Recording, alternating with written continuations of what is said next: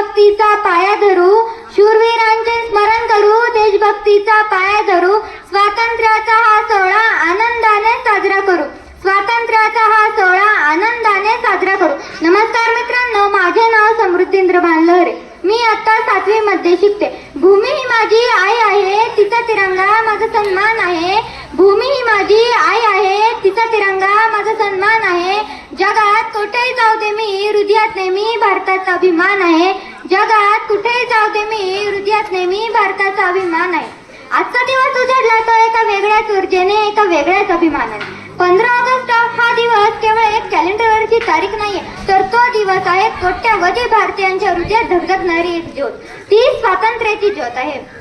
ज्या भूमीवर वाहते गंगा गोदावरी यमुना, ज्या भूमीवर वाहते गंगा गोदावरी यमुना, हिमालयाच्या शिखरावर सदैव फडकतो अभिमानाने तिरंगा, हिमालयाच्या शिखरावर सदैव फडकतो अभिमानाने तिरंगा. मित्रांनो, आपले राष्ट्रीय सण आले, प्रजासत्ताक दिन असेल, स्वातंत्र्य दिन असेल, की आपण अभिमानाने तिरंगा फडकवतो. पण तुम्हाला त्या 3 रंगांचे व एका अशोक चक्राचे प्रतीक माहित आहे का? तर ते मी तुम्हाला आज सांगते. पहिला रंग असतो जो भगवा, भगवा हे त्यागाचं प्रतीक असतं. दुसरा रंग असतो जो पांढरा, पांढरा हे सत्य आणि शांततेचं प्रतीक असतं. तिसरा रंग असतो जो हिरवा, हिरवा हे समृद्धीचं प्रतीक असतं. आणि जे अशोक चक्र असतं ना, ते अशोक चक्र आपल्याला सतत पुढे पुढे जाण्याची शिकवण देत राहतं. मित्रांनो, आपला भारत देश 15 ऑगस्ट 1947 रोजी स्वतंत्र झाला. परंतु आज आपण हे विसरत चाललो आहोत की आपल्या पूर्वजांनी इंग्रजांशी लढताना त्यांचे अत्याचार सहन केले, हसत हसत फासावर चढले. जसे की राजगुरू भगतसिंग, सुभाषचंद्र बोस असे अनेक असंख्य शूरवीरांनी आपले सर्वस्व अर्पण केले. म्हणूनच पाहता आली आपल्याला 15 ऑगस्ट 1947 ची पाठ म्हणजेच आपल्या स्वातंत्र्याची पाठ, म्हणजेच आपल्या स्वातंत्र्याची पाठ. भारतीय इतिहासात तो दिवस अमर झाला, भारतीय इतिहासात तो दिवस अमर झाला. 15 ऑगस्टला आपला भारत देश स्वतंत्र झाला, 15 ऑगस्टला आपला भारत देश स्वतंत्र झाला.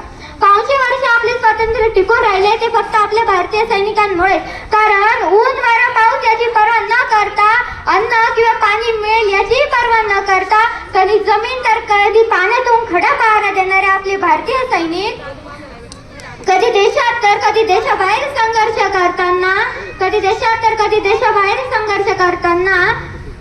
ते तुटून पडायचे, ते धावत सुटायचे संघर्ष करायला. म्हणूनच आपल्याला मुक्तपणे श्वास घेता आला. मित्रांनो, स्वातंत्र्य मिळवणं जितकं कठीण होतं ना, तितकंच ते जपणं आणि वाढवणं आणि पुढच्या पिढीपर्यंत सुरक्षित ठेवणंही महत्वाचंच होतं.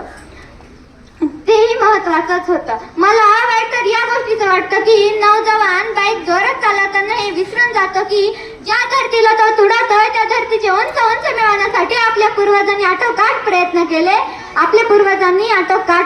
केले. मित्रांनो, आपण देशभक्ती म्हणायची तरी कशाला? कारण 15 ऑगस्ट स्वातंत्र्य दिन आला की आपण अभिमानाने तिरंगा फडकवतो, देशभक्तीचे गाणे गातो, राष्ट्रगीत गाणे असं म्हणतो.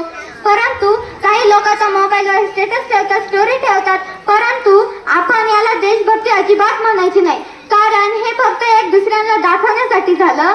पण देशभक्ती म्हणजे आपल्या देशाची जबाबदारी ओळखणे, इतरांशी प्रामाणिक वागणे, इतरांना मदत करणे. जरी आपण आता विद्यार्थी आहोत, आपण सीमेवरती जाऊन खडा पहारे देऊ शकलो नसलो, तरी पण आपण एक विद्यार्थी म्हणून शिक्षण घेऊ शकतो, आपल्या देशाची जबाबदारी ओळखू शकतो. स्वातंत्र्य ही देणगी नाहीये, तर ती आहे आपल्या हुतात्म्यांच्या त्यागाची किंमत.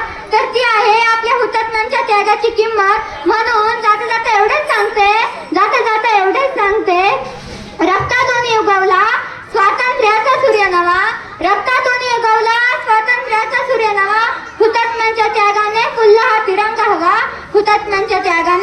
हा तिरंगा हवा, साखा दंड तुटले सारे, मुक्त झाली ही धरा,